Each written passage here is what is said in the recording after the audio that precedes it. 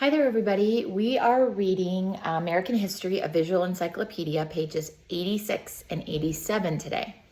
So if you can pull up your screen, you'll be able to see the words as I'm writing. So this is called The South Surrenders. Okay, that's my dog moving the table. Go, Arabelle, go with Hannah. After the battles of Gettysburg and Vicksburg, the nature of the war changed. In March 1864, President Lincoln gave Grant the rank of lieutenant general, and with it the command of all the Union forces. Grant began a massive assault on the South. The better resources of the North gradually wore down the South until Lee was forced to surrender. And there's a picture on the side there of a stocked Union supply depot. That's an important word to look at, D-E-P-O-T. It's not pronounced depot. It's depot. And we have Depot Street in downtown Greenville that you guys have maybe been on. In City Point, Virginia, shows how the North was well equipped for the war. At the end of the summer of 1863, Lee led his ragged troops back to Virginia to defend Richmond against the next assault by Union troops. It was his only option. The South no longer had the resources to go on the offensive. So they couldn't go attack. They just had to try to defend. The industrial power of the North now began to tip the balance. Union armies were larger and better equipped than ever, while the South had few reserves to draw on. The one slim hope of the Confederacy was to keep fighting until Northerners grew tired of the war, forcing Lincoln to seek peace. So they were basically just trying to hold on, not necessarily to win.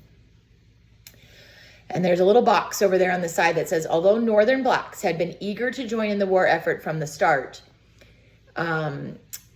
Lincoln resisted, not wanting to anger the slave states still in the Union. Lincoln issued the Emancipation Proclamation in 1863, which we learned about, which freed or emancipated slaves in the Confederate States.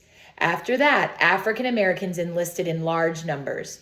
They served in segregated units with white officers in charge. The all-black 54th Massachusetts Regiment was one of the first to see action and showed its heroism in the attack on Fort Wagner near Charleston, South Carolina. Also, General Benjamin F. Butler established a refugee camp for escaped slaves. He paid them to work on roads and bridges and trained volunteers as soldiers.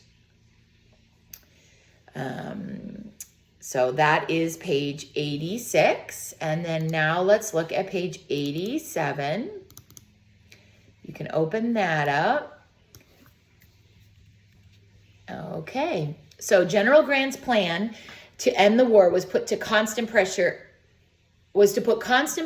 on Lee. Remember, General Grant is of the North. Constant pressure on Lee in the South and not give him time for clever maneuvers. Grant and his generals led assaults against Lee's smaller army, and there were horrible losses on both sides. The critical Northern press called him Butcher Grant.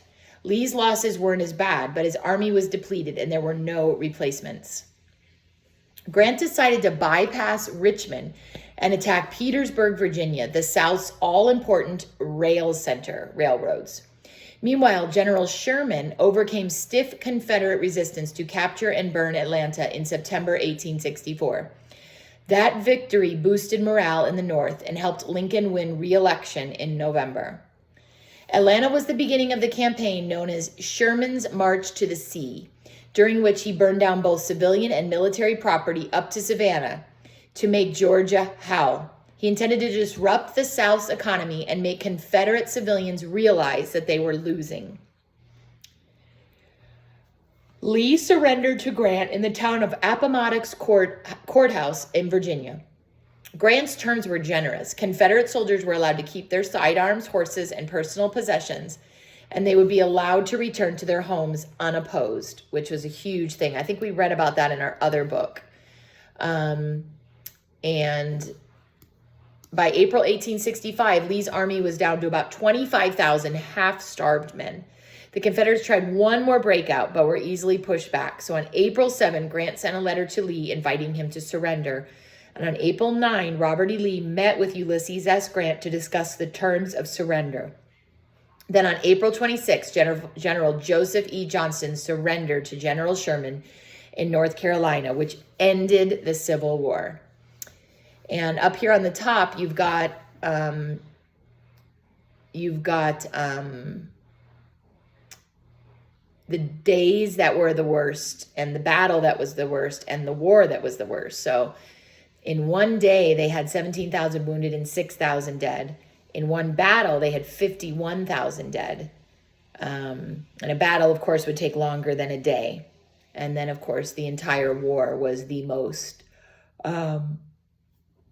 bloody. But one of the reasons that it was the most bloody was that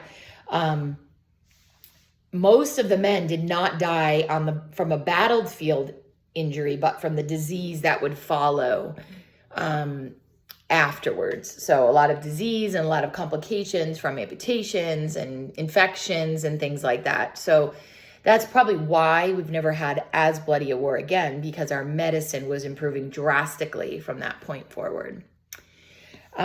So I just wanted to see if there were any quick questions I wanted to go over from page 86 to 87.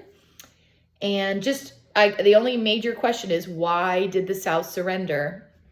The North had more resources, supplies, food, and men. They had several generals who attacked and wore down the morale. It's like your emotion or how good you feel about it of the Southerners.